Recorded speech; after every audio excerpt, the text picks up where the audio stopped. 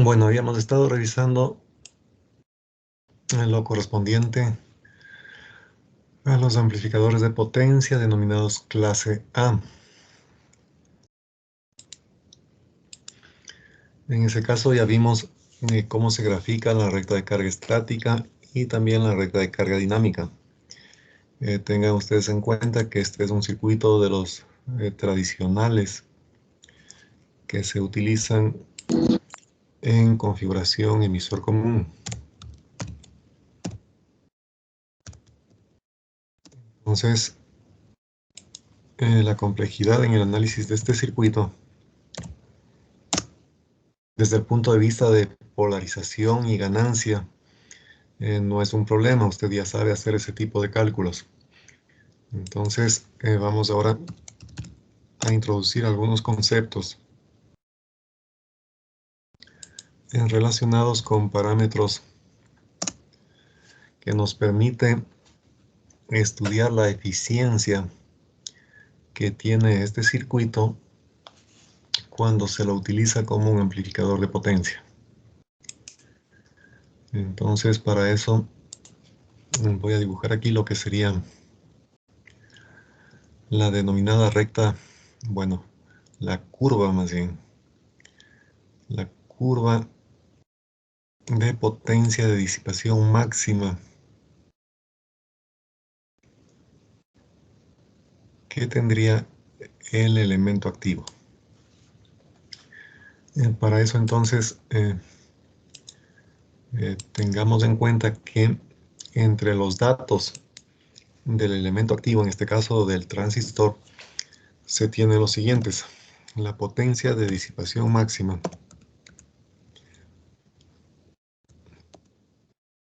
Este parámetro está relacionado con la máxima temperatura que puede soportar la juntura del colector. Es un parámetro que debe ser siempre observado y nunca debe excederse este valor de potencia de disipación máxima. El otro parámetro importante en estos transistores es el voltaje colector emisor máximo también. Entonces se entiende fácilmente que es el voltaje que puede usted aplicar entre colector y emisor sin que se destruya el dispositivo, ya sea por perforación del dieléctrico o por efecto avalancha. Esto del efecto avalancha quiere decir que tenemos una juntura que está polarizada inversamente y que por lo tanto no conduce. Pero si el voltaje que le polariza inversamente sube demasiado, en la zona justamente de la juntura en donde tenemos la región de agotamiento, el campo eléctrico llega a ser muy intenso. Y ese campo eléctrico puede llegar a provocar que los electrones de las últimas órbitas abandonen sus átomos y tengan el efecto de reacción en cadena porque impactan con electrones de átomos vecinos, y eso provoca un incremento súbito de la corriente, provocando desde luego la destrucción del dispositivo. Ese sería el efecto avalancha. Y el otro, que consiste en la perforación del dieléctrico, simplemente significa que si entre dos patitas de un chip, de un circuito integrado, entre colector y emisor, usted aplica un voltaje muy grande, la capa que está recubriendo el semiconductor puede destruirse porque entre los dos terminales podría saltar un arco eléctrico que perforaría toda la estructura. Entonces, esa sería la destrucción del dieléctrico. En todo caso, hay que observar también este voltaje colector-emisor con el propósito de que no se lo exceda.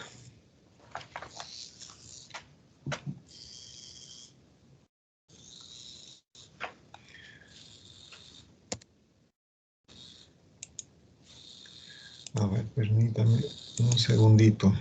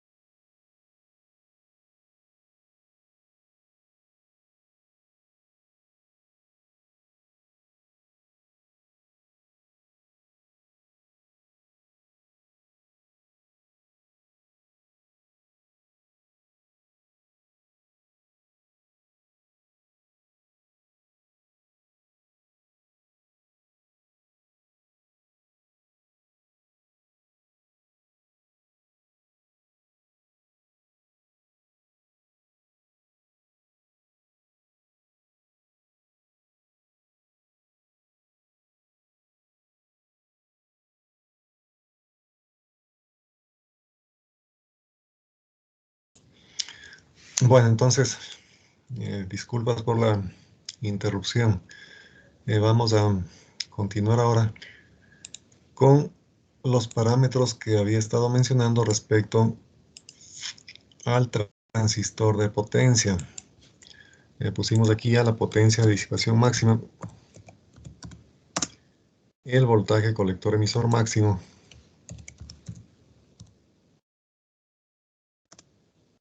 y también tenemos como parámetro la corriente de colector máxima.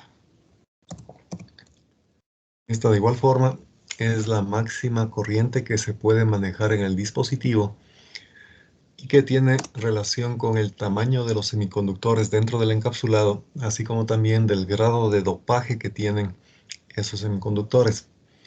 Entonces, estos tres parámetros son los básicos en un transistor de potencia. También debe tenerse en cuenta que la potencia de disipación máxima es simplemente el producto del voltaje colector emisor por la corriente de colector.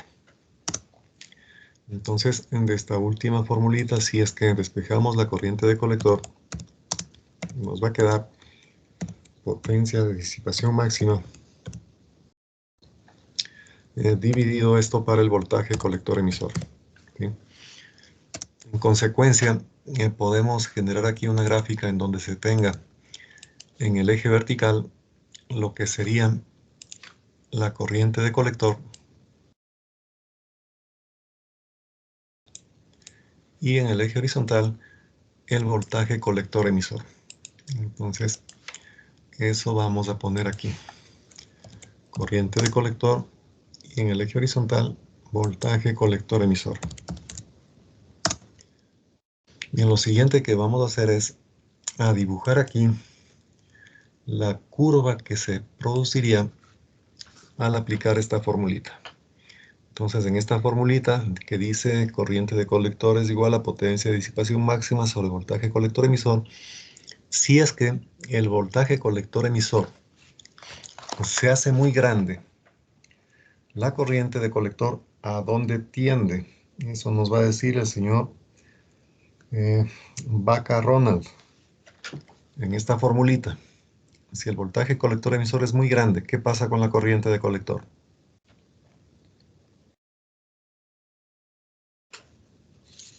¿Está presente, señor Vaca? Sí, Inge, empieza acá a disminuir. Exacto, mientras más grande sea el voltaje colector emisor, la corriente de colector se hace cada vez más pequeña. Y al revés, si es que el voltaje colector emisor se hace muy pequeño, la corriente de colector se hace muy grande. Entonces, en base a esa tendencia, podemos dibujar aquí una gráfica como la siguiente.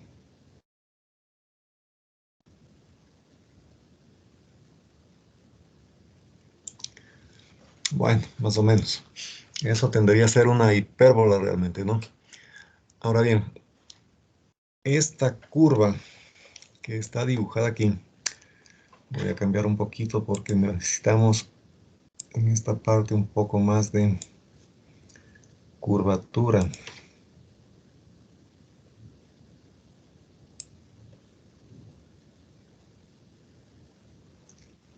Bueno, dejémoslo así. Bien, entonces miren, si el voltaje colector emisor se hace muy pequeño, la corriente de colector tendería a crecer hasta infinito, teóricamente. Pero como tenemos este limitante aquí, en los tres parámetros, resulta que esa corriente no puede crecer indefinidamente, sino que existe aquí un tope que estaría determinada por la corriente de colector máxima. ¿Sí?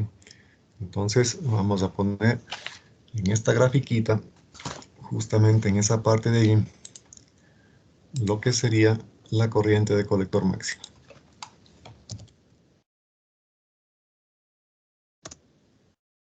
Y lo mismo ocurre con el voltaje colector emisor. En la práctica no puede este voltaje colector emisor subir indefinidamente, sino que tiene un tope que está dado por el voltaje colector emisor máximo. Esos son datos que usted encuentra en el manual de especificaciones para cada uno de los transistores de potencia que existen en el mercado.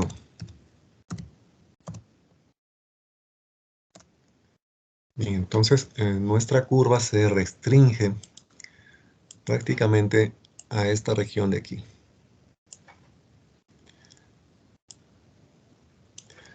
Quedaría de esa forma.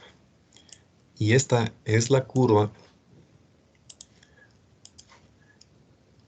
de la potencia de disipación máxima. ¿Sí? Entonces, es fácil darse cuenta cuál es la región de operación normal que tiene el transistor. No podemos superar la corriente de colector máxima, tampoco podemos superar el voltaje colector emisor máximo, ni la potencia de disipación máxima.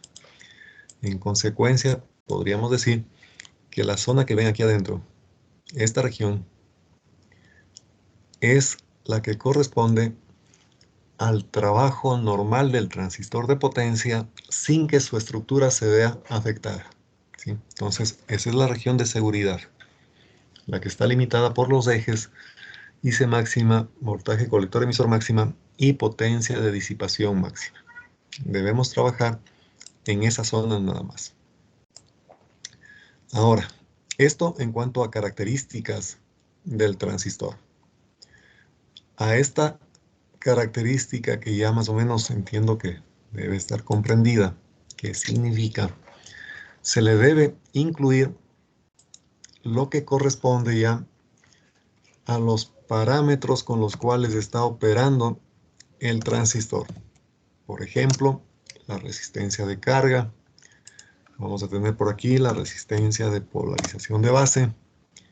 Y por aquí arriba la fuente de polarización VCC. ¿Sí? Entonces, aquí integramos lo que vimos el día de ayer.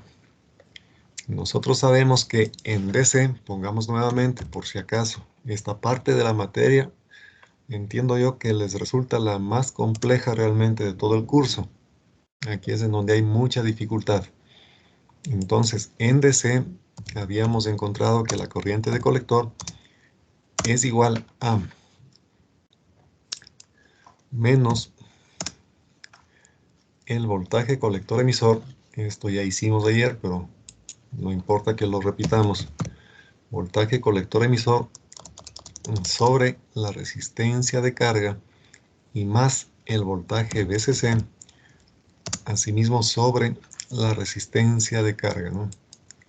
Entonces ponemos aquí RL y aquí también RL. Recuerde que esta ecuación que acabo de escribir es la que define la denominada recta de carga estática, ¿no es cierto? Entonces, esto viene así, esto por acá de esta forma, y nos falta solamente el signo más que debemos poner en esta parte. Ya. Esa es la ecuación que corresponde a la recta de carga estática. Entonces, mire usted, esta recta que vamos a dibujar no puede exceder los límites que tenemos aquí dibujados, ¿sí? No podría tenerse, por ejemplo, una recta de carga que venga, exageremos un poco, de esta manera. No puedo tener una recta de carga así. ¿Por qué razón? Porque en cualquier punto que me ubique en esta recta, estoy superando la corriente de colector máxima, estoy superando también el voltaje colector emisor máximo. Si es que trabajo aquí, por ejemplo, en un punto de esta parte, estoy superando el voltaje colector emisor máximo. Estaría superando también la potencia de disipación máxima y el transistor se destruye. Si me voy acá arriba, estoy superando la corriente de colector máxima y la PD máxima también. Si me voy aquí en la mitad, mire usted que aquí en este punto no se supera ni la corriente de colector máxima ni el voltaje colector emisor máximo. Sin embargo, la potencia de disipación máxima sí estamos superando. En consecuencia, esta recta no me sirve, porque el transistor se va a destruir si me ubico a trabajar con esa recta. ¿Qué pasa si tomamos otra recta? Por ejemplo, una que venga de aquí hasta acá. Hay problemas en esa recta, señor Proaño, señorita Proaño Adriana.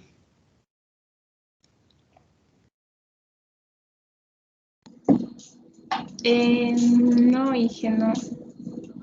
Bien, entonces usted puede observar que no superamos la corriente de colector máxima, tampoco superamos el voltaje colector emisor máximo y tampoco se supera la potencia de disipación máxima. Entonces diríamos, si tenemos en nuestro circuito componentes que definen esta recta de carga estática, el transistor estaría funcionando sin peligro de destrucción. Sin embargo, hay un inconveniente. Si usted tiene un amplificador de potencia, vamos a suponer un transistor que le puede manejar 10 vatios de potencia. Ese transistor, la idea es de que maneje justamente los 10 vatios. Usted no podría decir, bueno, este transistor tiene una capacidad de 10 vatios. Le voy a hacer trabajar a 2 vatios por si acaso, para que no se queme. No es así. Si usted tiene un transistor de potencia, tiene que hacer un diseño para que ese transistor le funcione en su máxima capacidad. Primero por el costo.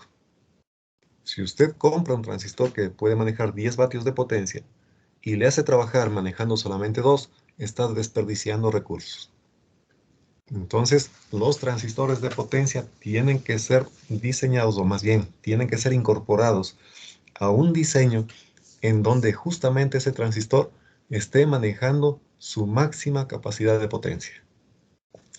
Usted puede observar aquí que esta recta, cierto es que no excede los límites, pero en cambio tiene el problema de que tampoco el transistor estaría funcionando a su potencia nominal máxima, ¿sí?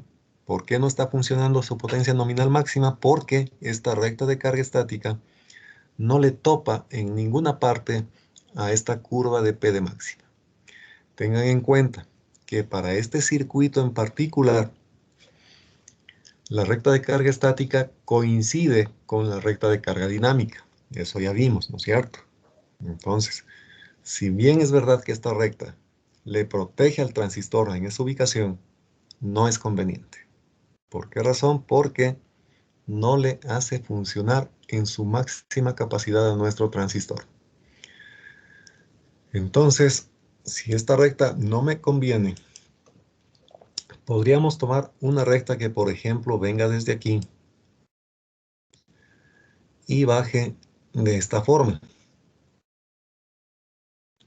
Mire, esta recta maneja la corriente de colector máxima y pasa tangente en esta partecita a la curva de P de máxima. ¿Qué significa? Que aquí, en este punto de tangencia, el transistor estaría manejando su máxima potencia. Entonces, esta recta me parece una mejor opción. Ahora, ¿qué ocurre? También podría decir usted, puedo ponerme aquí con el voltaje colector emisor máximo y pasar también tangente, ¿no es cierto? Desde aquí vengo así y paso tangente a la curva de potencia de disipación máxima. En el caso de la figura o de la recta que tenemos ahí en rojo, ese punto de tangencia va a estar aquí arriba. Pongámosle un más grandecito. La tangencia está allí. Y si es que trabajo en cambio con el voltaje colector emisor máximo, el punto de tangencia va a estar más abajo. Va a estar por allí. ¿Sí? Entonces, estas dos rectas son las más convenientes. La diferencia es que en la de rojo, la corriente que estoy exigiéndole al transistor es la máxima, mientras que en la recta en azul estoy exigiéndole el máximo voltaje colector emisor. Entre estas dos rectas que tengo como opción, se elige la recta que ven aquí en azul. Esto debido a lo siguiente. Cuando en su transistor la corriente que se maneja es elevada, existe un problema con el beta. el beta del transistor tiende a disminuir por un efecto que se conoce como agrupamiento alfa. Es decir, si la corriente está subiendo mucho, el beta empieza a bajar. Y eso no conviene. Entonces, se prefiere trabajar con la recta que partiendo del voltaje colector emisor máximo, pasa tangente a la curva de P de máximo. ¿Sí? Entonces, vamos a trabajar con este tipo de rectas de carga, que parten desde el voltaje colector emisor máximo y son tangentes a la curva de potencia de disipación máxima. Eso es lo que vamos a hacer entonces. Ahora les voy a poner por aquí, para que no se olvide y tenga siempre presente, en AC, que también vimos el día de ayer, la ecuación que dice que la corriente de colector, bueno, en AC pongamos con minúsculas, la corriente de colector es igual a menos el voltaje colector emisor sobre la resistencia RL. Eso también vimos. Entonces decíamos, esta recta de carga dinámica tiene que pasar por el punto de polarización estático y tiene que ir con la pendiente menos 1 sobre RL. Entonces estas dos rectas, la de carga estática y la recta de carga dinámica, tienen la misma pendiente, menos 1 sobre RL. Y a la vez comparten el punto de polarización. En consecuencia, en esta configuración, en este circuito, tal como está usted viendo los elementos allí puestos, estas dos rectas están superpuestas, coinciden, ¿sí? Entonces, ¿tienen alguna pregunta hasta aquí?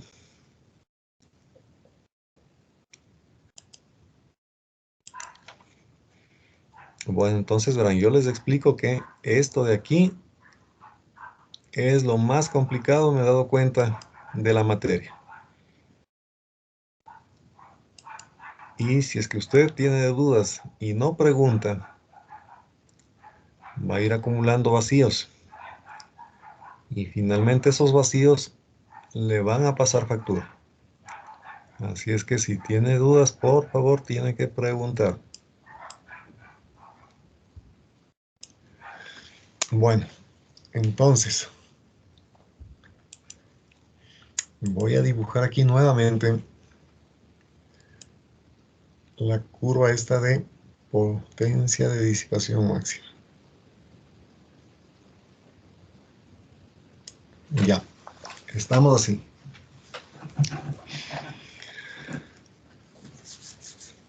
Bien, entonces, por favor, preste usted mucha atención a lo que voy a hacer a continuación. El momento que usted tiene un transistor de potencia, necesariamente va a conocer estos tres parámetros: IC máximo, P de máximo y el voltaje colector emisor máximo. ¿Sí? Usted tiene eso ya de los datos del fabricante. Ese transistor quiero armarle en un amplificador de potencia como este. Entonces, el procedimiento es el siguiente.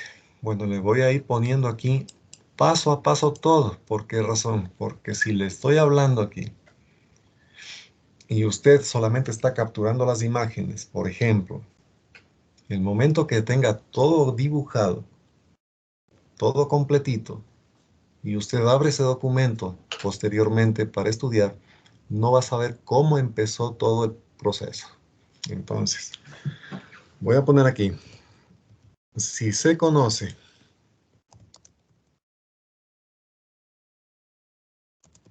las características del transistor de potencia, simplemente le voy a poner así, del Q, del transistor de potencia. Ya sabemos cuáles son las principales. Corriente de colector máxima, P de máxima, voltaje colector emisor máximo. También se suele tener como dato el beta. O si no tiene el beta, usted lo puede medir. Entonces el beta también pasaría a ser parte de la información de su transistor de potencia. Primero, ¿qué es lo que hacemos primerito para diseñar esto? Seleccionamos o definimos el VCC, la fuente que vamos a utilizar. Para seleccionar esta fuente, usted tiene que estar muy claro. Bueno, por si acaso también, yo sé que esta parte es difícil. Le voy a poner nuevamente aquí abajito. Usted cuando grafica la recta de carga estática, le queda algo como esto. ¿No es cierto? Ya sabemos de dónde sale eso. Este punto aquí arriba es VCC dividido para RL. Aunque esto sea demorarse un poquito, insisto porque es muy importante que usted identifique estas cosas. Entonces aquí tenemos el primer punto de la recta de carga estática, que en este caso es la misma que la recta de carga dinámica. Ahí está el punto superior. Este punto acá abajo que corta el eje horizontal es el VCC.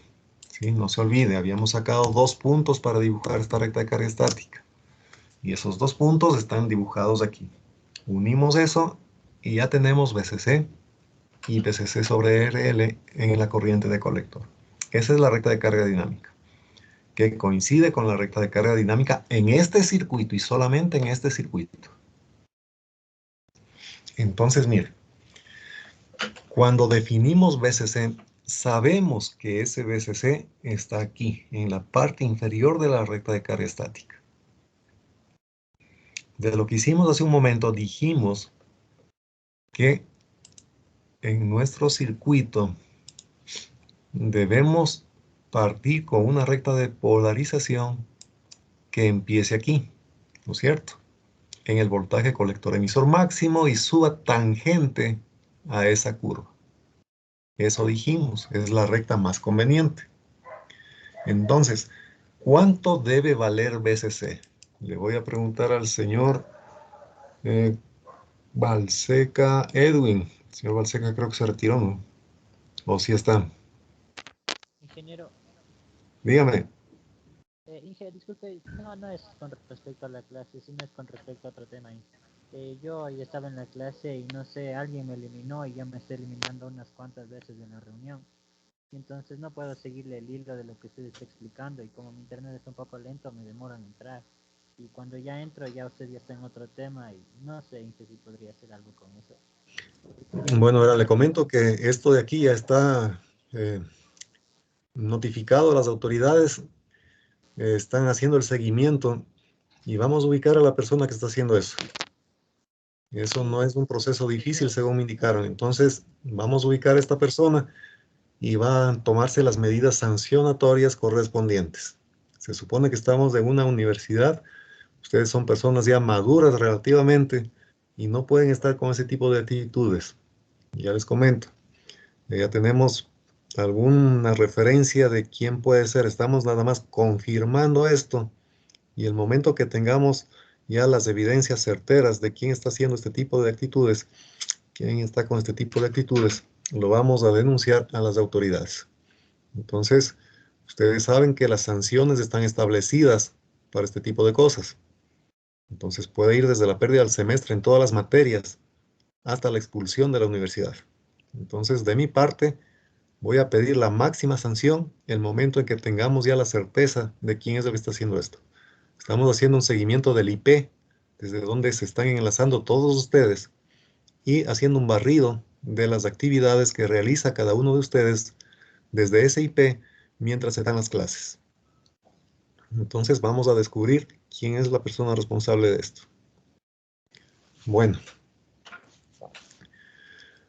Bien, entonces, cuando tenemos claro cómo se dibuja la recta de carga estática y los puntos de interés que esta recta tiene, ya podemos acoplar eso a la gráfica de P de máximo.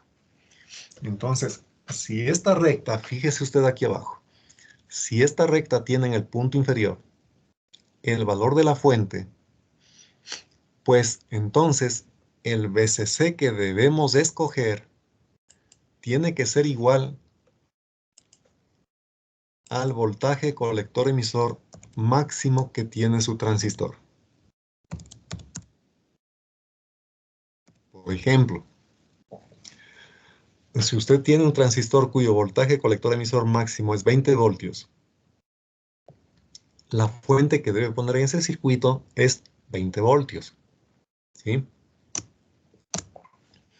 Entonces, primerito definimos la fuente. La fuente es igual al voltaje colector emisor máximo. Entonces ya estaría esa parte. Ahora, ¿qué tenemos que hacer aquí? A partir de este punto de voltaje colector emisor máximo, debemos trazar una recta que vaya tangente al gráfico o a la curva de potencia de disipación máxima. ¿Sí? De esta forma. Esa es la segunda parte.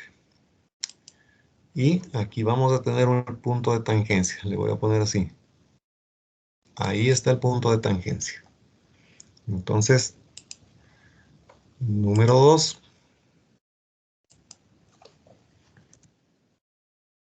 Trazamos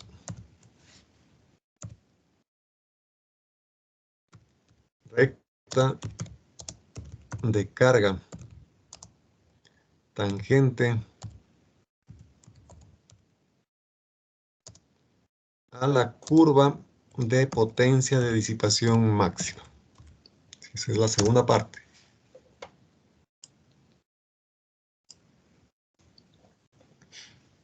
Bien, ahora, fíjense ustedes en lo siguiente.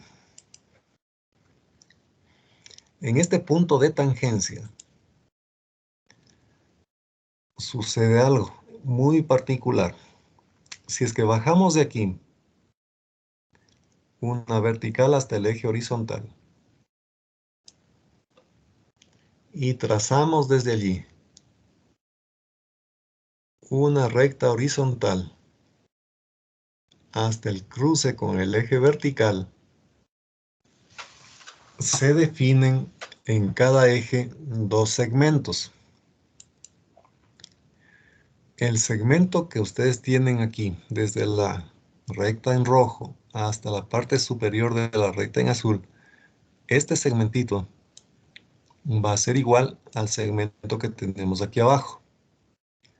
Y en el eje horizontal, lo mismo, desde el origen hasta el punto de cruce con la vertical, aquí. Este otro segmento va a ser igual al segmento que tenemos por acá. Esta es una propiedad geométrica que se cumple cuando usted tiene una tangente interna a una hipérbola y esa tangente cruza a los ejes vertical y horizontal. Esto es propiedad geométrica, ¿sí? Entonces no vamos a demostrar esto. Simplemente aceptamos que cuando tiene usted una tangente a una hipérbola, como ve aquí, desde el punto de tangencia hacia abajo y hacia el lado izquierdo, en el cruce con los ejes, se definen dos segmentos iguales en el eje vertical y dos segmentos iguales en el eje horizontal. Eso por defecto prácticamente, eso es así. No vamos a demostrar eso, no tiene sentido, no es una clase de geometría aquí, pero eso se cumple. Entonces, ¿para qué me sirve eso?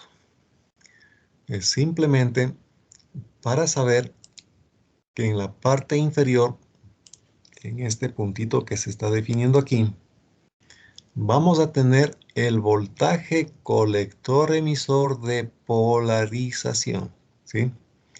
Entonces, vamos a poner aquí, está el punto, voltaje colector emisor de polarización. Le voy a poner con el punto Q. Ese punto Q es este de aquí, punto de polarización.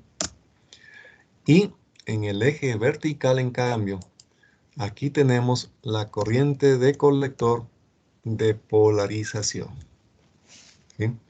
Entonces, tenemos definido ya cuál sería el voltaje colector emisor de polarización y la corriente de colector de polarización que vamos a dar a este transistor. ¿Para qué? Para que cumpla con este requerimiento. Tener un punto de polarización justamente en el punto de tangencia de la recta de carga estática con la curva de P de máximo. Ahora, ¿por qué tiene que ser justo allí el punto de polarización? Nosotros habíamos visto que la recta de carga estática, esta recta que tienen en azul aquí, es el lugar geométrico de todos los puntos en los cuales puede ser polarizado el transistor. Ahora la pregunta es, ¿por qué tiene que ser justo ahí en el punto de tangencia? Eso es por lo siguiente. Voy a alargar un poquito esto de aquí. Nosotros vimos también que todo lo que se refiere a señal alterna parte desde los puntos de polarización. Eso significa que, por ejemplo, la corriente de colector en alterna empieza a subir y bajar desde la corriente de polarización. Y el voltaje colector emisor en alterna también empieza a subir y bajar partiendo del voltaje de colector de polarización, ¿sí? Acuérdense ustedes cuando hacíamos la gráfica del voltaje en el colector en el amplificador emisor común. Decíamos que aquí en el colector existe un voltaje de continua. Y sobre ese voltaje de continua dibujábamos la señal alterna de esta forma, ¿no es cierto? Entonces, mire, la corriente alterna empieza a oscilar a partir de la corriente de polarización de colector, lo mismo que el voltaje. El voltaje en alterna en el colector empieza a oscilar a partir del voltaje de polarización de colector, ¿sí? Eso ya vimos. Entonces, aquí en esta gráfica que estamos construyendo, mire usted, el voltaje colector emisor podría estar así, haciéndose más grande o haciéndose más pequeño, pero siempre variando desde el voltaje de colector emisor de polarización. Lo mismo va a suceder aquí con la corriente. La corriente de colector va a estar subiendo y también bajando, moviéndose alrededor de la corriente de polarización. Entonces, con esto ya es fácil comprender por qué tengo que estar en el punto medio. Eso es simplemente para que el semiciclo positivo del voltaje suba y luego baje hasta un mínimo, ¿sí? Entonces, por ejemplo, desde aquí, desde este punto de polarización, el voltaje colector emisor podría subir incluso hasta el punto este de acá, hasta el voltaje colector emisor máximo, ¿no es cierto? Y disminuir asimismo incluso hasta cero. Estas oscilaciones del voltaje van otra vez desde el punto de polarización hasta donde la recta de carga dinámica le permita. Como aquí la recta de carga dinámica es la misma que la recta de carga estática, entonces esta recta define hasta dónde puede subir y bajar tanto la corriente como el voltaje colector emisor. Entonces veamos aquí, si es que hacemos un grafiquito con un voltaje alterno más grande, diríamos este voltaje alterno más grande puede incluso venirse hasta acá y bajar de esta forma. Podría venir hasta 0 y estar oscilando así. Entonces, miren, si estoy polarizando en el punto medio, tanto el pico positivo como el pico negativo van a tener la misma amplitud.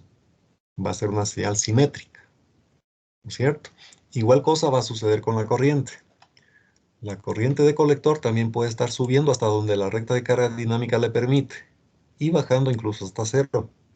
Entonces aquí, miren ustedes, la corriente de colector podría estar oscilando a partir del punto de polarización, subiendo hasta este límite y bajando prácticamente hasta 0. De esa forma.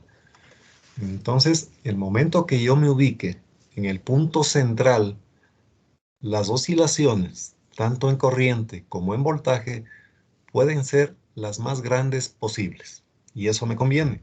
¿Por qué razón? Porque usted sabe que la potencia que llega a la carga depende de la corriente eficaz que pasa por ella. Y la corriente eficaz depende de el valor pico de la corriente senoidal que está pasando por esta resistencia. Entonces aquí está, mire, mientras esta senoide, que es la corriente alterna de colector, tenga la mayor amplitud, el valor eficaz también será mayor. Y si el valor eficaz es mayor, la potencia en la carga también será mayor. ¿Qué pasa si es que en cambio, por ejemplo, cogía un punto de polarización, digamos que aquí, en este puntito azul que acabo de dibujar, digamos que cogía usted allí el punto de polarización.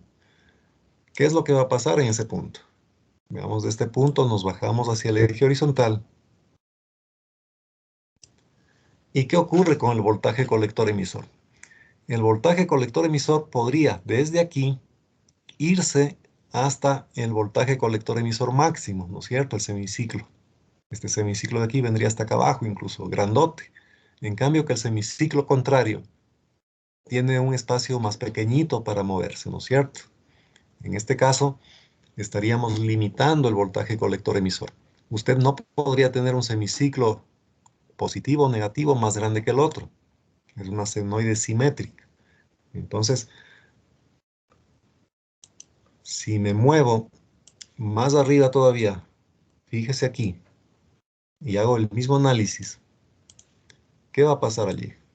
Mire, el semiciclo hacia la derecha podría ser muy grande, mientras que el semiciclo hacia la izquierda sería pequeñito. Si este semiciclo hacia la izquierda creciera más, sería recortado por esta línea vertical. No podría subir tanto. Entonces aquí estaríamos limitados a tener un voltaje colector emisor máximo, así como este. Igual el semiciclo negativo o de la derecha tendría que estar así. Ese sería el limitante. No puedo subir más. No puedo tener una señal que no sea simétrica. ¿Por qué razón? Porque si estamos hablando, por ejemplo, de amplificadores de audio y usted produce un recorte en la señal de un semiciclo, esa señal de audio se distorsiona. Entonces, debo tener aquí una señal igualita en ambos semiciclos y de la mayor amplitud posible. Por eso es que el voltaje colector emisor se elige aquí, a la mitad, en el punto de tangencia justamente. Lo mismo pasa con la corriente. Si estoy en el punto de tangencia, los dos semiciclos pueden ser los más grandes posibles y están oscilando a partir del punto de polarización estático.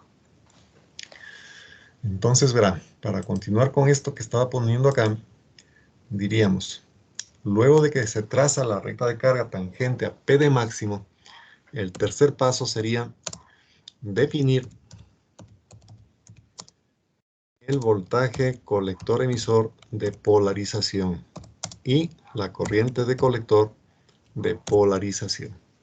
Entonces, usted dice, como ya pasó tangente, en ese punto de tangencia me bajo y veo cuál es el voltaje colector emisor que debo darle a este circuito. Y para que eso suceda, evidentemente necesitaremos esta corriente de colector de polarización. Entonces, una vez que usted ya tiene la corriente de colector de polarización, el cuarto paso sería obtener la corriente de base de polarización. Esto simplemente dividimos la corriente de colector de polarización para el beta, ¿no? Para el beta. Y ya tengo la corriente de base de polarización. Y si ya tiene usted la corriente de base de polarización, el siguiente paso, el número 5, sería obtener la resistencia de base que debe poner allí para cumplir con esto. La resistencia de base quedaría igual a el voltaje de polarización, que ya sabemos cuánto vale, ¿no es cierto? Esto está en el paso 1. Dice que el voltaje colector, el VCC, perdón, el valor de la batería o de la fuente tiene que ser igual al voltaje colector emisor máximo que tenga nuestro transistor. Obtener resistencia de base sería igual a VCC menos el voltaje de base de polarización, menos 0,7 por ejemplo, sobre la corriente de base de polarización, ¿sí? Entonces, hasta allí estaría prácticamente todo. Solamente hay un parámetro que nos falta obtener. ¿Cuál es el elemento que nos falta obtener en este circuito, señor Pitacuar Darwin? Ya sabemos cuánto vale VCC. Ya sabemos cuánto vale la resistencia de base. ¿Qué nos falta encontrar?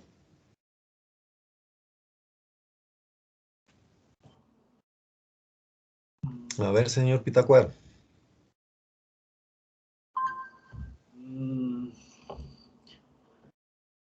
No se me ocurre, Inge, parece que ya está todo, creo. No, no, no, no, no. Hasta ahorita no hemos dicho nada de RL, vea. ¿Cuánto vale la carga? Entonces, para la carga, hacemos lo siguiente. Fijaráse bien. A ver, voy a ponerle aquí con un color verde. Ojalá se vea bien. Mira, este punto de aquí, esta ICQ, ya sabemos cuánto vale, ¿no es cierto? ¿Por qué sabemos cuánto vale? Ya sabemos que el VCC está aquí abajo. Este es igual al voltaje colector emisor máximo, ¿no es cierto? Si es que este voltaje colector emisor vale 20 voltios, por ejemplo, la fuente debería ser de 20 voltios. Y si este punto es 20 voltios, ¿cuánto vale el voltaje colector emisor de polarización, señorita Contreras Paola? Si el voltaje colector emisor máximo es igual al voltaje de la fuente VCC y este vale 20 voltios, ¿cuánto vale el voltaje colector emisor de polarización? 10. 10, correcto. Entonces, fijaráse, por favor, fijaráse. Aquí usted ya conoce este valor de voltaje colector emisor de polarización, ¿sí? Eso vale 10 con el dato numérico que le estoy poniendo. Si eso vale 10, en este punto, ¿qué tiene que cumplirse? En este punto tiene que cumplirse que la potencia de disipación máxima, que también usted conoce para ese transistor, va a ser igual a ese voltaje que tengo allí, es decir, voltaje colector emisor de polarización, multiplicado por la corriente de colector de polarización. Eso se va a cumplir en este punto. ¿Qué conocemos allí en consecuencia? ¿Cuánto vale la P de máxima? Es un dato del manual de su transistor. Conocemos que el voltaje colector emisor de polarización es la mitad del voltaje colector emisor máximo, que también conoce. En consecuencia, la única incógnita sería la ICQ. Simplemente de aquí usted despeja el ICQ y se acabó el problema, ¿sí? Entonces, eso es lo que estaba puesto aquí arribita, cuando decíamos definir el voltaje colector emisor de polarización y la corriente de colector de polarización. Entonces, allí está la corriente de colector de polarización. La tienen que calcular desde aquí abajo. Desde esta P de máximo igual a voltaje colector emisor por ICQ. De ahí sale el ICQ. Otra cosa. Si usted ya conoce el ICQ que está por aquí en el eje vertical, ¿cuánto vale este punto aquí arriba? Vamos, supongamos que el ICQ usted encontró y vale 2 amperios. Si este punto aquí del ICQ vale 2 amperios, ¿cuánto vale el punto de acá arriba? Señor Arias Pablo. Ese punto valdría 4 amperios porque 4, no, correcto, está bien. 4 amperios vale aquí. Quiere decir que ya conoce también acá, ¿no es cierto? Y con eso está encontrado prácticamente cuánto vale la resistencia de carga. ¿Por qué razón? Voy a graficarle aquí un triángulo bien grueso para que tengan presente. Este punto, el compañero ya dijo que vale 4 amperios, ¿no es cierto? Entonces, desde aquí, fíjese en este triángulo grande que voy a dibujar acá. Hasta aquí, hasta por acá y aquí. En ese triángulo rojo bien grande. Conocemos este cateto en el eje horizontal. Conocemos este otro cateto en el eje vertical. 4 amperios, ¿no es cierto? Ahora, mire usted. En este triángulo, el eje horizontal es un voltaje. El eje vertical es una corriente. Y esta hipotenusa tiene una pendiente, que es menos 1 sobre RL. En consecuencia, la resistencia de carga la podemos sacar de la siguiente manera. En este triángulo simplemente usted sabe que la resistencia es el cociente entre un voltaje y una corriente. Entonces voy a ponerles aquí, de este triángulo grande,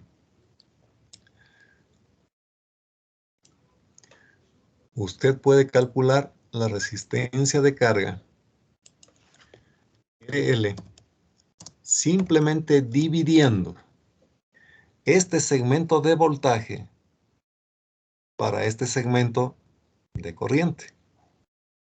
Y se acabó el problema. Ya tiene la resistencia de carga. ¿Alguna pregunta hasta ahí?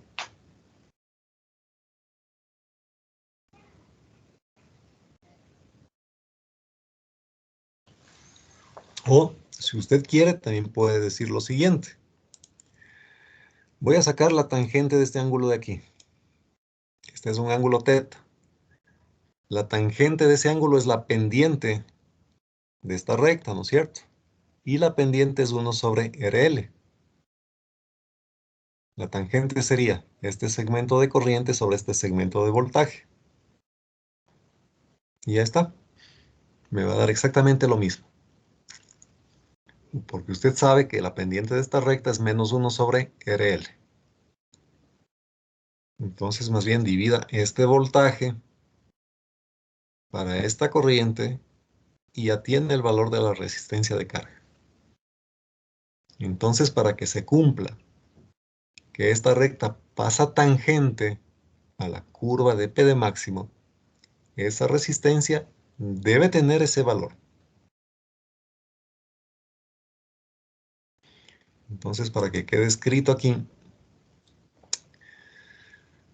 vamos a ponerles aquí de la siguiente forma. Este va a ser un segmento que le voy a llamar delta voltaje colector emisor. A ver, ¿dónde saco el delta en mi teclado? No tengo el delta. Bueno, este es un delta voltaje colector emisor y en el eje vertical tenemos un delta corriente colector emisor. Corriente colector, perdón. Y ya estaría, ¿sí? Entonces, segmento 1 sobre segmento 2, que está encontrada RL. Y se acabó el problema. Usted va a estar pensando tal vez, Si hago este cálculo, me sale una resistencia de carga de, por ejemplo, qué sé yo, 18,9 ohmios. Y usted quería poner aquí un parlante. Y resulta que ese parlante viene con resistencia interna normalizada. De 4, 8, 16, 32, 64 ohmios. ¿Qué hacemos? Entonces, justamente esa es una limitación de este circuito. Esto fundamentalmente se reduce a cálculos teóricos, pero en la práctica hay problemas de momento de implementar un circuito así. Ahora, ¿para qué estamos estudiando este circuito si en la práctica no lo puedo hacer? Porque de los amplificadores de potencia, este es el más sencillo. Si usted entiende cómo funciona esto, va a entender lo que viene a continuación. Si tiene ese parlante que yo le decía, que tiene, qué sé yo, una resistencia interna de 32 ohmios, y de aquí, de este cálculo, le está saliendo que necesitamos una resistencia de 18 ohmios, no podría conectar su parlante aquí directamente. Tendría que hacer acá un acoplamiento de impedancias. Es decir, en vez de poner directamente RL aquí,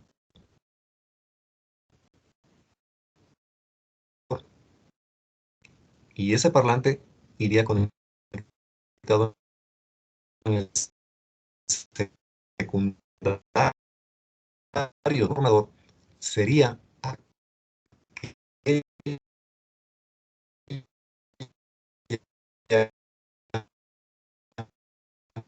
me permite obtener una resistencia reflejada. Supongamos que sí,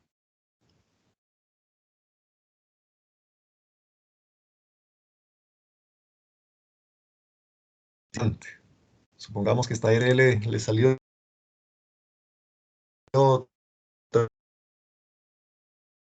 32 ohmios. Y realmente aquí va a necesitar el preamplificador.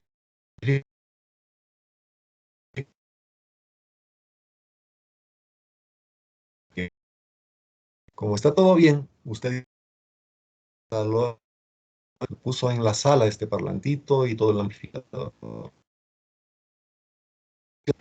Como todo Disculpe, funciona bien, ¿podría repetir la última parte? Lo que pasa es que se le entrecortó y ahorita le pregunté a una Sí, compañera y si resulta que no, usted no se escucha nada. dice,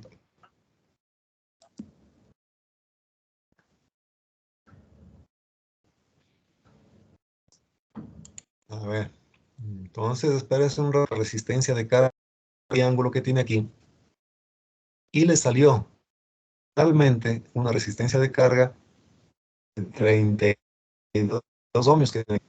Usted coge su parlante, le pone aquí y todo funciona bien. Es un éxito su amplificador de potencia. Entonces usted se emociona y dice, como ya tengo un parlante en la sala, ahora voy a poner otro parlante de habitación. Simplemente usted desde aquí jalar un par de cables y acá poner el segundo parlante.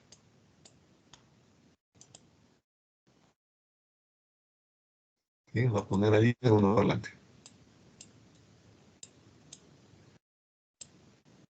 ¿Qué es lo que va a pasar en el momento que quiera hacer funcionar esto? Ahora tiene dos parlantes puestos en paralelo. ¿Y qué va a suceder con esto? En vez de tener una resistencia de 32 ohmios, ahora va a tener una resistencia equivalente de este paralelo de 16 ohmios nada más.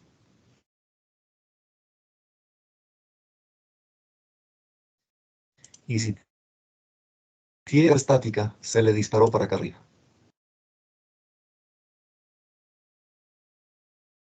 Consecuencia, ese transistor se va a quemar.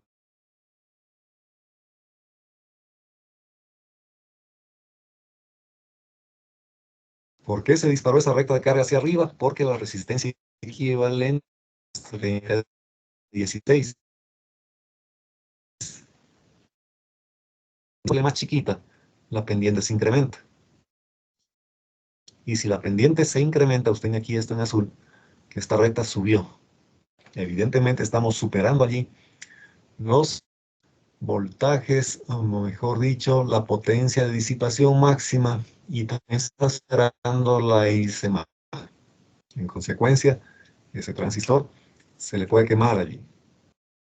Como usted ya sabe esto, y usted está pilas, dice, no, no, no, entonces aquí no voy a poner una recta de carga, una recta de carga tan vertical. Voy a quitar el parlante que estaba puesto en paralelo. Le pone en serie aquí. ¿Qué es lo que pasa allí? La resistencia equivalente ya no es 32, ahora va a ser 64. Y si la resistencia de carga le dibujamos, al tener un valor óhmico del doble, la pendiente de esa recta va a bajar a la mitad.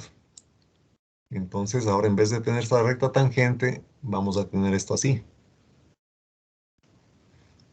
Eso significa que ahora el transistor no va a estar trabajando a su máxima capacidad. En consecuencia, la potencia que podemos sacar a nuestros parlantes ha disminuido notablemente. ¿Sí? Eso es lo que pasaría. Bien, entonces con estos conceptos más o menos detallados, ya podemos pasar a lo siguiente. ¿Tienen alguna pregunta antes de pasar a lo siguiente?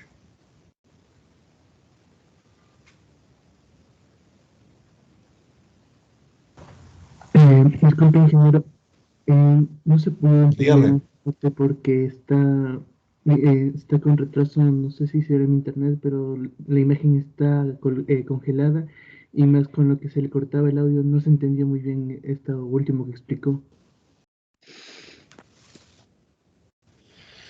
Bueno, en todo caso, vamos a ir avanzando sobre estos temas, ¿no? Vamos a hacer el procedimiento para calcular lo que se conoce como potencias de salida, potencias que necesitamos desde la fuente de polarización, y también lo que sería la eficiencia del circuito, ¿sí? Entonces aquí vamos a ir repitiendo un poco todo el procedimiento. Entonces vamos a hacer la grafiquita que ya conocemos.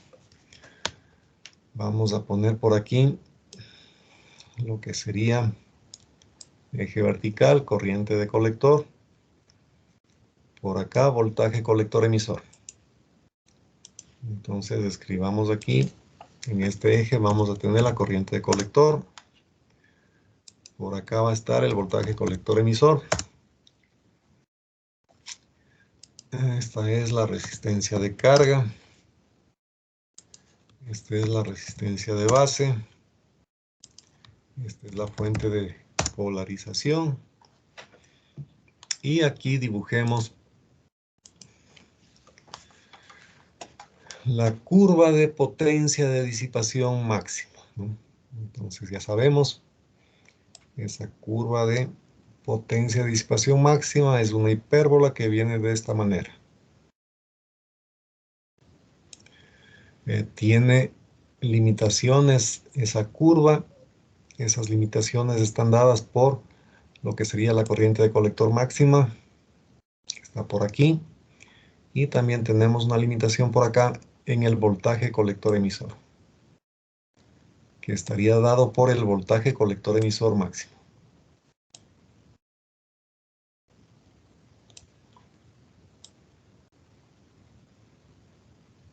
Bien, entonces aquí ya sabemos. Usted tiene que trabajar con esta característica del transistor. Tienen que dibujar esa curvita y hacer lo siguiente. Si es que aquí tiene usted el voltaje colector emisor máximo,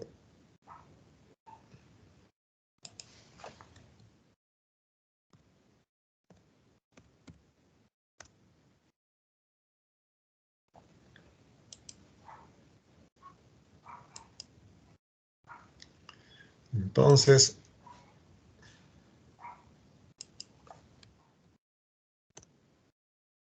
allí mismo tiene que poner la fuente. Ahí va definitivamente la fuente de polarización. La BCC va a tener que poner allí. Esto ya sabemos por qué. Y una vez que pone allí la fuente de polarización, el siguiente paso es trazar la recta tangente a la curva de P de máximo. Ahí define usted el punto de polarización estático, justo en el punto de tangencia. Allí está el punto de polarización estático.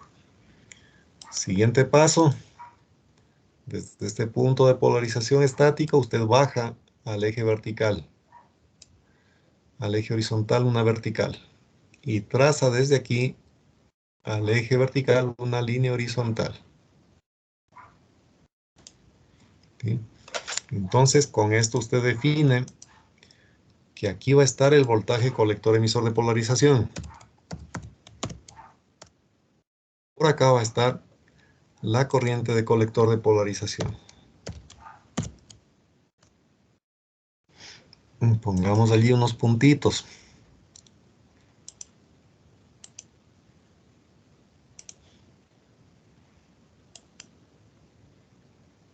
Ya, están definidos esos puntos. Ahora, pongamos también que esta recta de carga estática, que coincide con la recta de carga dinámica, tiene una pendiente. Esa pendiente, ya sabemos, es igual a menos 1 sobre RL, ¿sí? En este circuito las dos rectas coinciden. La recta de carga estática con la recta de carga dinámica. Veamos ahora la potencia. Potencia entregada por la fuente de polarización.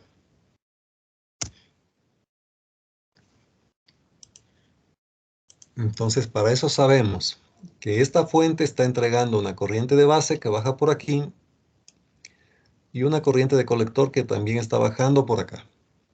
Entonces, la potencia que entrega esta fuente simplemente le vamos a graficar como PCC, la potencia desde la fuente de polarización, o PDC si usted quiere, no hay problema. Esta potencia va a ser el producto del voltaje que tenemos en la fuente multiplicado por la corriente que está entregando la fuente. Así de sencillo. ¿Qué corriente entrega? Corriente de base más corriente de colector. Y ya está la potencia que estamos extrayendo desde la batería, ¿sí? Ahora bien, normalmente en estos transistores de potencia, el beta es más pequeño que en los transistores de baja señal. Por ejemplo, en un transistor de baja señal, el beta puede ser 200, 250, 400. En un transistor de potencia, el beta puede ser de 30, puede ser 50, puede ser 10. Es más pequeño, pero todavía sigue siendo grande ese beta.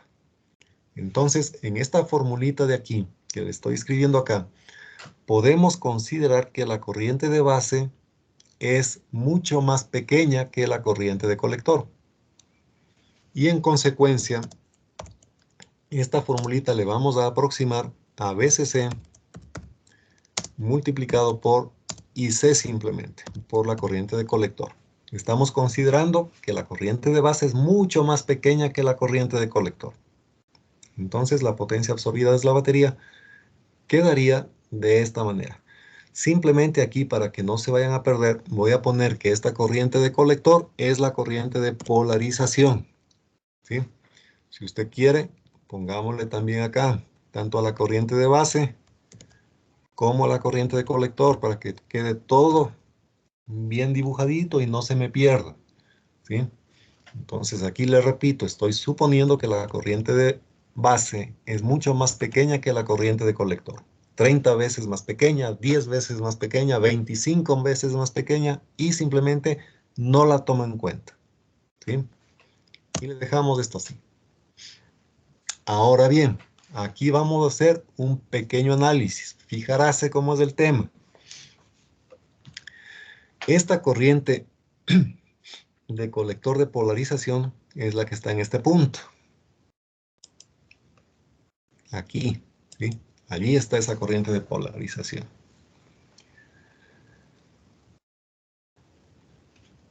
¿Cómo saco esa corriente de polarización? Ya sabemos cómo se calcula, ¿no es cierto? Ya hicimos eso. Este voltaje colector emisor máximo, dijimos que define el valor de la fuente. Es decir, aquí voy a tener un valor que es igual a VCC. ¿Sí? Y este de aquí, el voltaje colector emisor de polarización, es la mitad, ¿no es cierto? Eso también ya vimos. Esto es VCC sobre 2. VCC dividido para 2. Por la propiedad de la hipérbola y la tangente, ¿no? Esto es VCC sobre 2.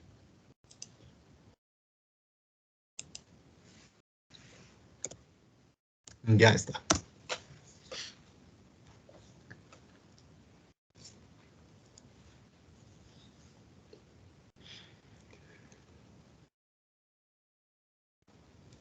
Bien. Ahora sí, voy a otra vez remarcar aquí el triangulito. Voy a ponerle con un color medio verde. Concéntrese en este triangulito que le voy a dibujar ahorita.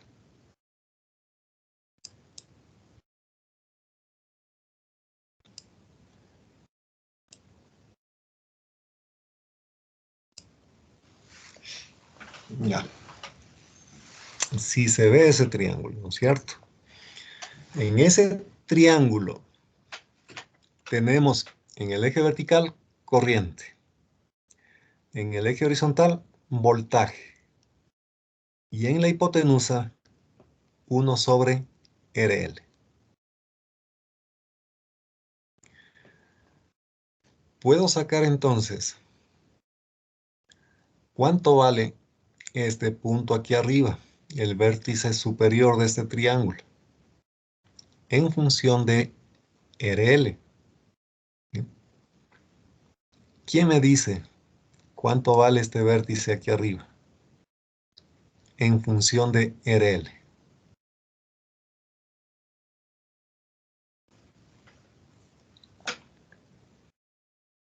Analicen el triángulo en verde simplemente. Corriente en el eje vertical, voltaje en el eje horizontal, y la hipotenusa es 1 sobre RL.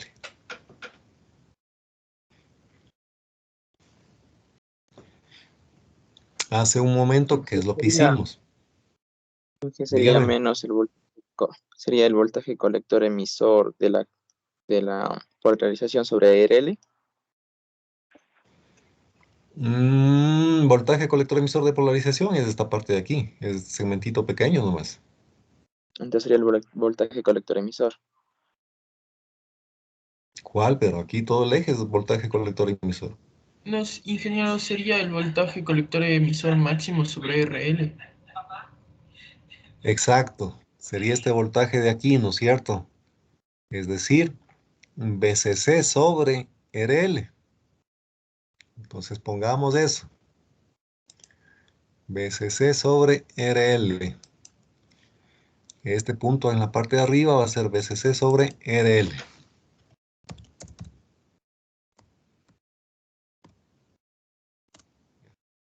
Ahí tenemos ya ese valor.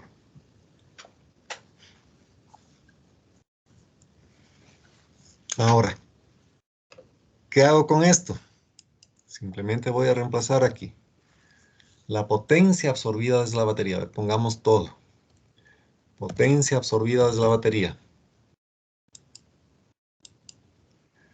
Va a quedar que es igual a VCC que teníamos aquí.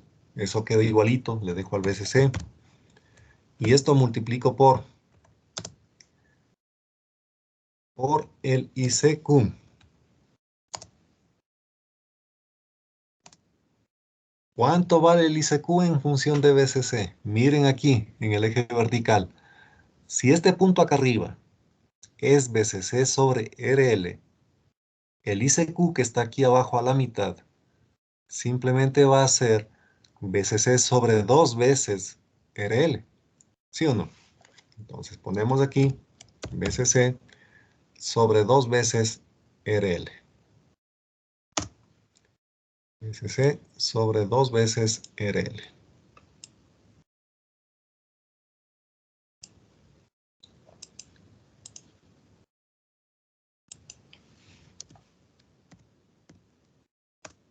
Quedaría de esta forma.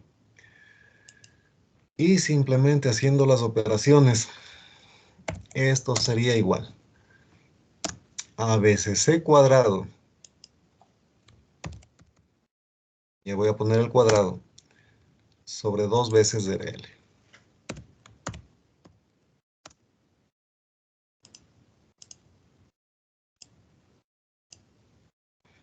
Y ponemos el cuadradito aquí arriba. Ya está. BCC cuadrado sobre 2 veces RL. Ya tenemos la potencia que se necesita desde la batería. Ahora hagamos el otro cálculo, que sería la potencia de salida en la carga.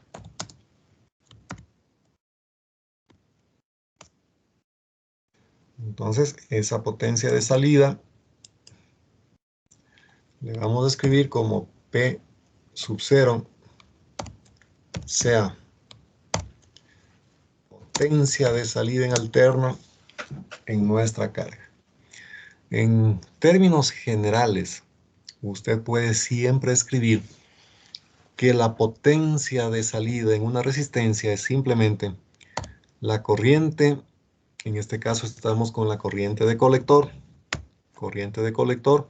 en valor eficaz al cuadrado y multiplicado por RL. Hasta allí, ningún problema. Eso usted ya sabe, ¿no es cierto? Entonces, corriente eficaz al cuadrado. Pongámosle ahí al cuadrado. Corriente eficaz de colector al cuadrado por RL. Esto usted puede calcular en cualquier circuito, utilizando esta relación de aquí.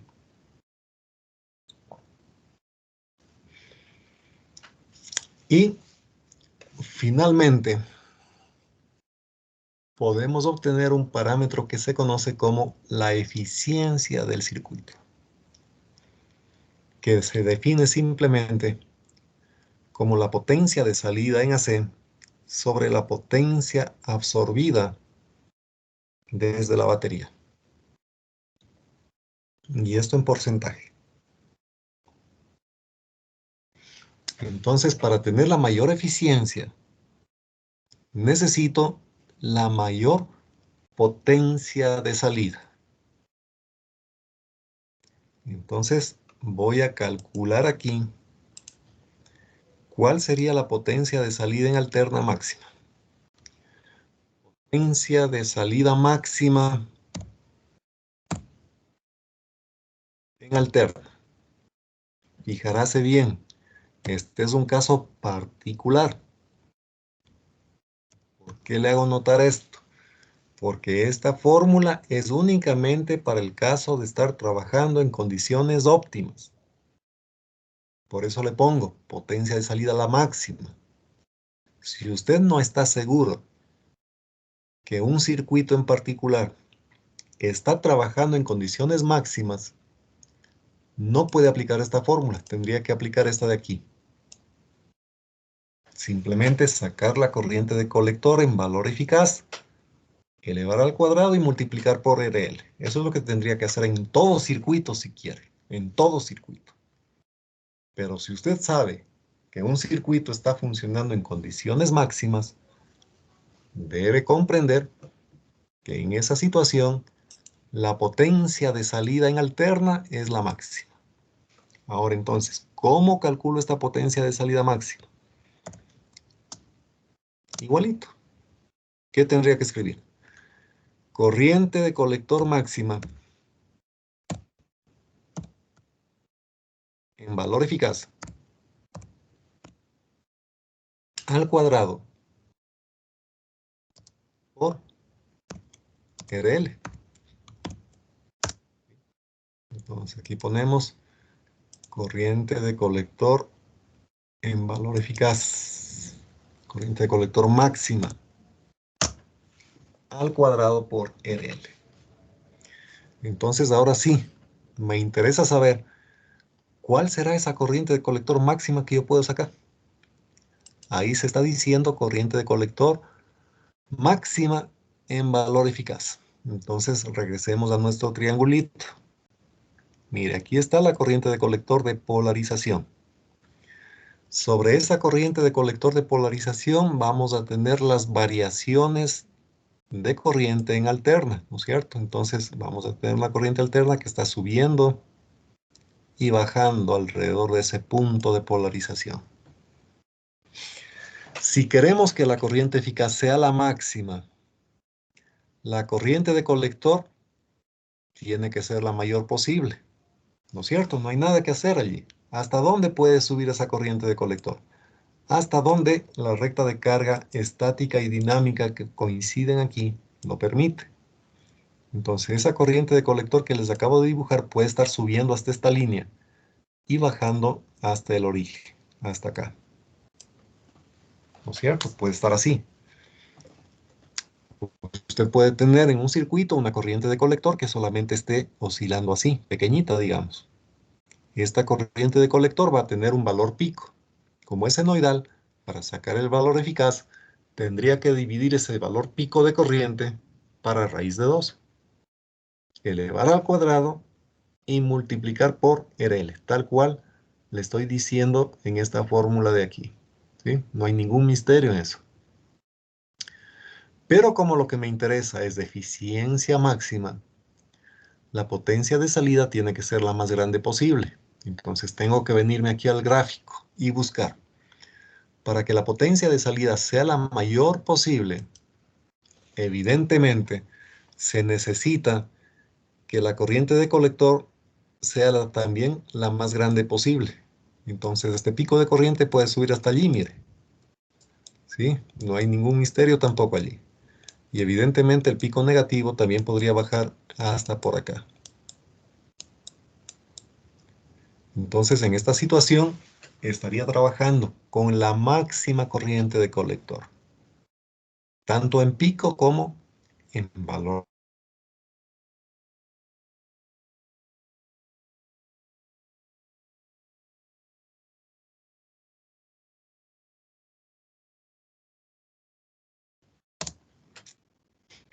Va a ser igual.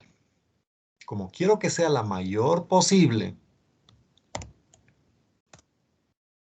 tengo que escribir la corriente de colector pico, la máxima. El máximo pico de corriente que puedo sacar. Esa corriente de colector pico, la máxima posible, le tengo que dividir para raíz de 2 para que se convierta en el valor eficaz máximo, ¿no es cierto? Entonces dividimos esto para raíz de 2. Allí tenemos ya el valor eficaz máximo de corriente.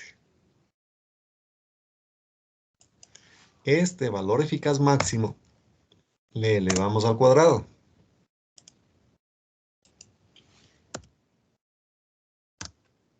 Y le multiplicamos por RL.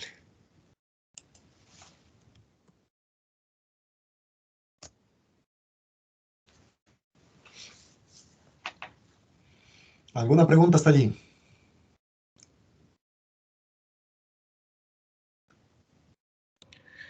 Inge, yo tengo una duda. Dígame. O sea, el pico sería, por ejemplo, desde ICQ hasta BCC sobre RL, ¿no es cierto? Así es. En ese Ya caso vamos a sería, utilizar eso. en ese caso sería lo máximo. Así es. Ahí. Ese sería el máximo valor de corriente pico que usted puede obtener.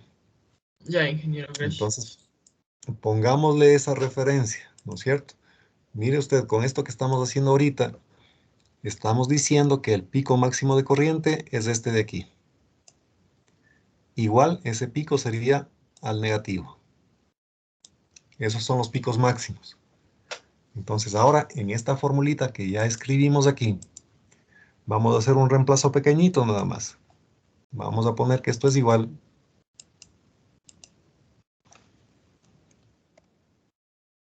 a lo siguiente. ¿Cuál es el pico máximo de corriente de colector que estoy poniendo aquí en la fórmula? El pico máximo es de este segmento de aquí. ¿Cuánto vale este segmento? Este valor que tenemos arriba, BCC dividido para RL, es todo este cateto de aquí. ¿No es cierto? Por lo tanto, el valor pico de corriente máximo será la mitad de todo esto. BCC sobre 2 RL. ¿Sí? Entonces, eso voy a poner acá. El pico máximo de corriente va a ser igual a todo el segmento ese que usted está viendo allí, que se llama BCC sobre RL dividido para 2. Ese es el pico máximo de corriente, lo que acabo de escribir ahorita. Y esto evidentemente tengo que multiplicar por el raíz de 2 y elevar al cuadrado. ¿Sí? Entonces, esto debo multiplicar por el raíz de 2 y elevar al cuadrado.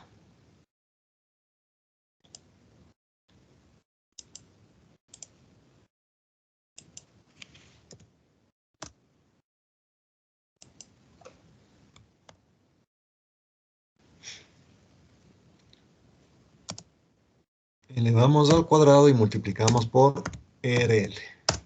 Ya está.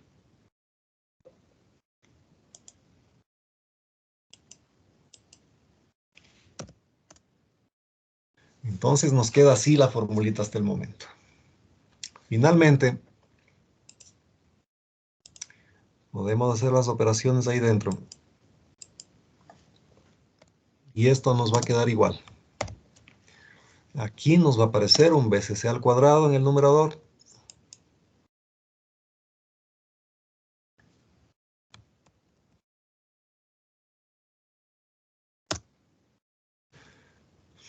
Abajo nos quedaría 2 por 2, 4 por 2, 8. Aquí me queda un RL cuadrado que con el RL de la derecha se simplifica 8 veces RL. Ese es un BCC cuadrado, ya no hace falta el paréntesis, entonces vamos a borrar ese paréntesis de ahí.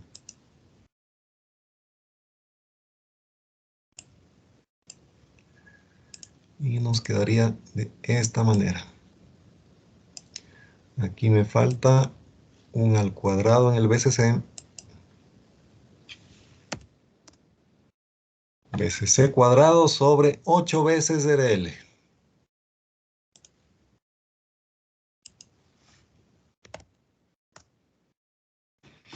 Esa ha sido entonces la potencia de salida máxima que podríamos esperar en nuestro amplificador.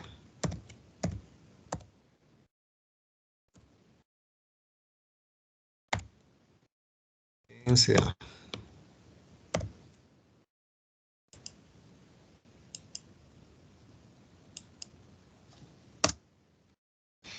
Esa ha sido la potencia de salida máxima en alterno. BCC cuadrado sobre 8 veces RL. ¿Y cuánto es la potencia que estarían disipando el transistor en este caso? La potencia que disipa nuestro transistor Q. La potencia máxima se da justo en este punto de tangencia. Aquí que tengo que multiplicar este voltaje colector-emisor que vale VCC sobre 2 por esta corriente. Esta corriente vale VCC sobre 2 veces RL. ¿Sí? Entonces la potencia que estaría disipando nuestro transistor va a ser igual a este voltaje colector-emisor que vale VCC sobre 2.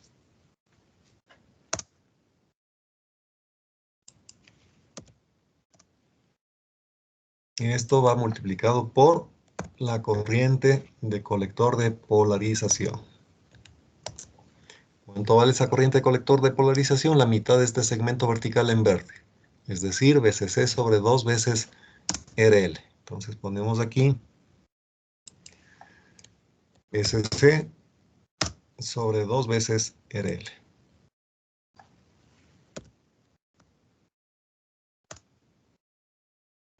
Y estamos ya por terminar este tema.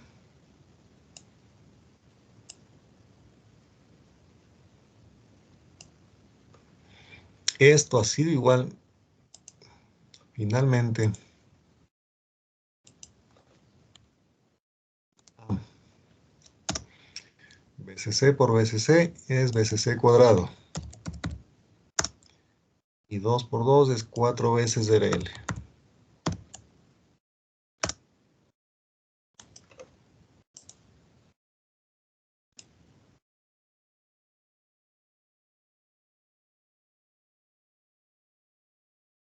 Ya está. Me falta el cuadrado nada más allí, que le ponemos en este momento. Ya está. Se acabó el problema. Está todo. Entonces, ¿cómo utilizamos estos resultados? De la siguiente manera. Supongamos que usted decide hacer un amplificador de potencia en donde requiere en una carga una potencia de salida de 100 vatios. Entonces aquí pondría la potencia de salida máxima en alterna que usted necesita en una carga vale 100 vatios. Voy a poner en negro. Esto vale 100 vatios. Usted necesita eso. 100 vatios de salida.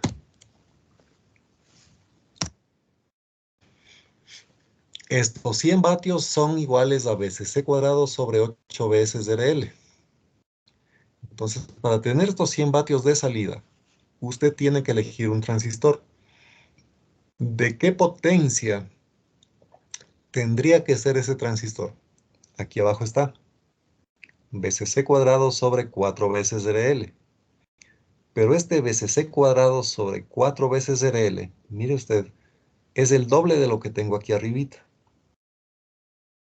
VCC cuadrado sobre 8RL, ¿no es cierto? Es el doble de lo que tengo acá abajo.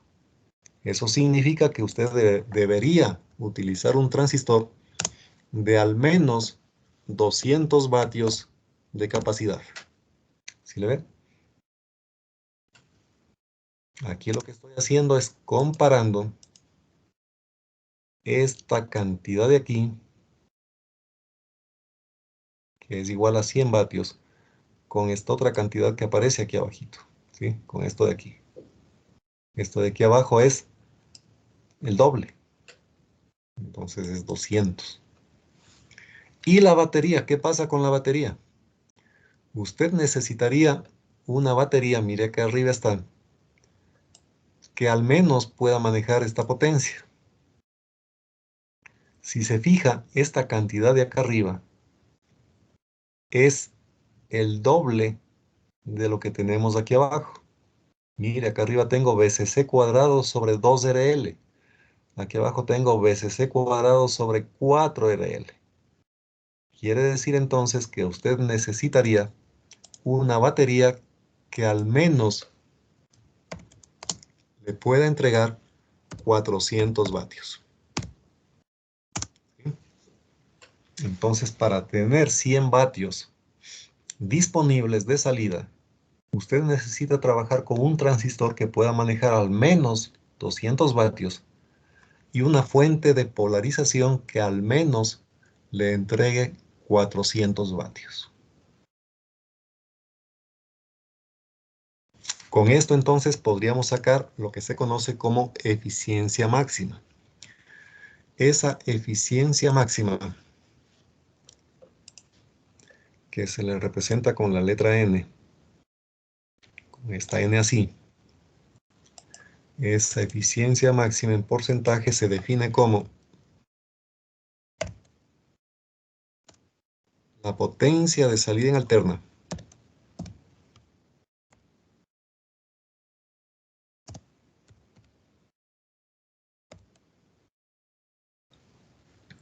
en términos generales sobre la potencia absorbida desde la batería. Y esto multiplicado por el 100%. Así se calcula la eficiencia. Entonces esto me dice de la potencia total que estoy tomando desde la fuente de polarización, cuánto se transforma en potencia útil hacia la carga. Entonces, para este caso en particular, en donde estamos trabajando en condiciones máximas, nuestro N máximo quedaría de la siguiente manera. La eficiencia máxima le voy a poner aquí. En esta configuración.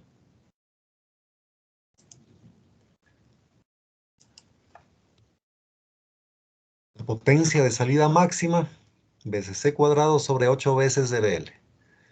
La potencia absorbida desde la batería, veces C cuadrado sobre 2 dBl. Eso es un cuarto.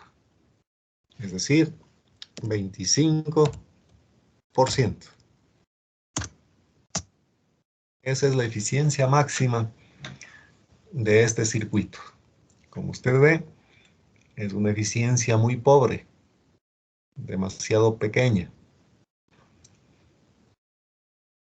Pero, al ser un circuito muy sencillo, muy simple, me permite tener las ideas claras para estudiar después un circuito en donde mejoramos la eficiencia y mejoramos al doble. Y después veremos otro circuito que la eficiencia llega incluso a más del 75%, lo cual ya es bastante bueno. Bien, entonces, ¿alguna pregunta sobre este circuito amplificador de potencia clase A?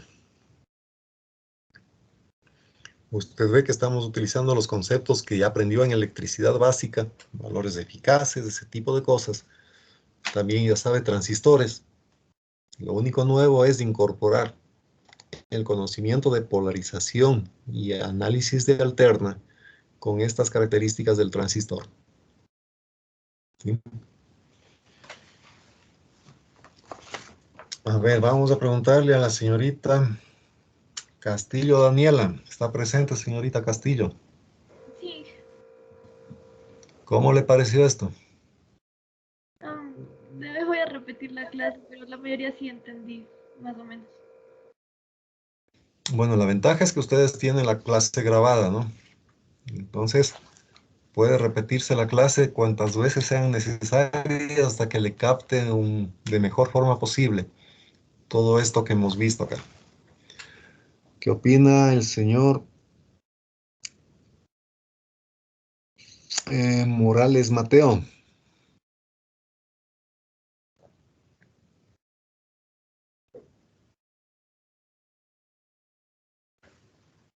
¿Está presente, señor Morales, o le ponemos falta de una vez? Dijo que tenía problemas con su conexión. ¿El Mateo? Bueno, gracias, señorita. Entonces veamos, señor Torres Ángel, ¿está presente? Sí, Inge, sí me encuentro presente. Bueno, ¿qué le pareció este tema? ¿Fácil o difícil? Sí está un poco complicado, Inge. Igual que la compañera, voy a revisar la clase para aprender un poco mejor. Bien, entonces, por favor, revisen estos temas, que esto es lo más sencillo respecto a lo que viene después. ¿Sí? Si usted entiende bien este amplificador clase A, lo que viene luego no se le hace complicado. Pero esto de aquí es básico. ¿Sí? Esto tiene que estar bien claro. Bueno, entonces para terminar, si es que le decía, este es un amplificador de audio, por ejemplo, ¿no es cierto? Usted tendría que dimensionar también el valor de este capacitor que tiene aquí en la base. El capacitor de base. Entonces, para dimensionar el capacitor de base, usted debe conocer las frecuencias de trabajo de este circuito, necesariamente. Y entonces, las frecuencias de audio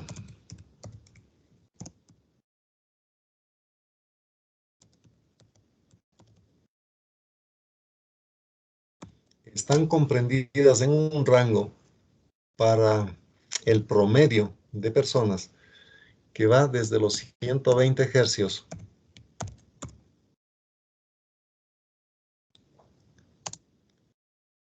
hasta los 16 kilohercios.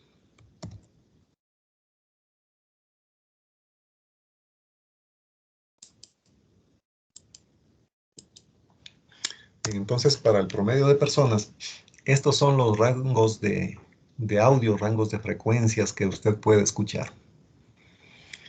Entonces, lo que debemos de hacer aquí para sacar un capacitor adecuado es utilizar el siguiente criterio. Este capacitor tiene que ser un cortocircuito para todas esas frecuencias de audio. Entonces, si ponemos aquí como referencia una resistencia de entrada que ya ustedes pueden calcular, esta reactancia capacitiva, XC, tendrá que ser mucho menor que esa resistencia de entrada. ¿Sí?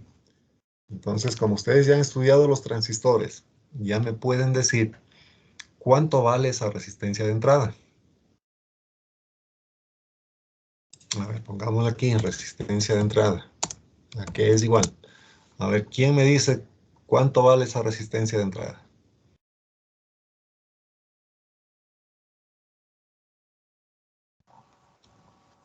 Sería la resistencia de base en paralelo con beta veces más 1 a la resistencia de juntura. ¿Cómo se llama usted, mi estimado?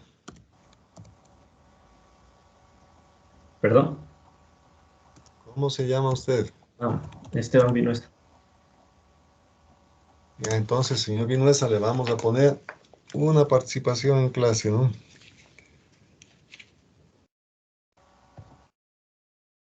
Entonces, como les había dicho, usted puede acumular puntaje máximo hasta 2 puntos. Bien, entonces eso es precisamente la resistencia de entrada en este circuito. Todo lo que aparece desde este punto hasta tierra, apagando las fuentes, ¿no? Entonces hasta arriba tenemos RB, y en paralelo con beta más 1B es la resistencia de juntura. No hay nada más. Entonces esa es RI. Entonces si tiene los valores aquí de polarización, ya puede sacar la resistencia de juntura. 26 milivoltios sobre la corriente de colector de polarización que tenemos aquí. Y encontraría cuánto vale RI. Luego, usted tiene que recordar que esta XC es simplemente 1 sobre omega C. Pero omega es 2 multiplicado por pi, es decir, por 3, 14, 16. Y esto multiplicado por C, por el capacitor. Esa es la reactancia capacitiva. Aquí me estaría faltando 2pi por F, ¿no? Por F y por C. Ya, ahí estaría todo. Omega C. Esto da línea horizontal por aquí. Y esta cantidad tiene que ser mucho menor que el valor de resistencia de entrada que usted haya calculado ya.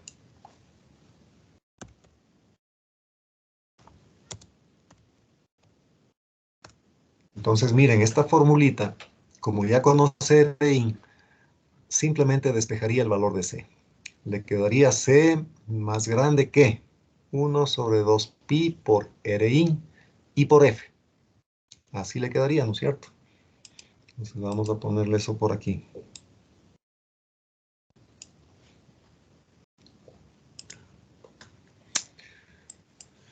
Pongamos en consecuencia, el capacitor tiene que ser mucho mayor que 1 dividido para. Aquí abajo me va a quedar 2 por pi.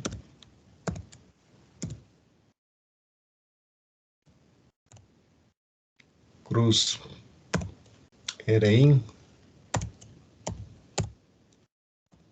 Y ahora tenemos 2pi por F. ¿Ya? Así quedaría el valor del capacitor. Ahora sí les pregunto, en esta última fórmula usted ya conoce la resistencia de entrada. Pero F sería el problema. Usted tiene un rango de audio de 120 Hz a 16 kHz. ¿Qué frecuencia pondría allí? ¿Quién me dice?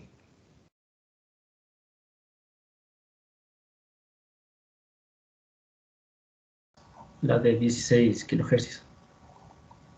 La de 16 kHz. ¿Alguna otra opinión? No, no es a 440 kHz. 440. Sí, eso tengo entendido que es a lo que están lo que es acústico, la frecuencia del audio de lo digital. A ver, Perdón, bueno, aquí hay algunos 440 conceptos, ¿no? Hz. Bien, verá, si es que hablamos de la capacidad auditiva del ser humano promedio, puede escuchar usted frecuencias que van de 120 Hz a 16 kHz normalmente.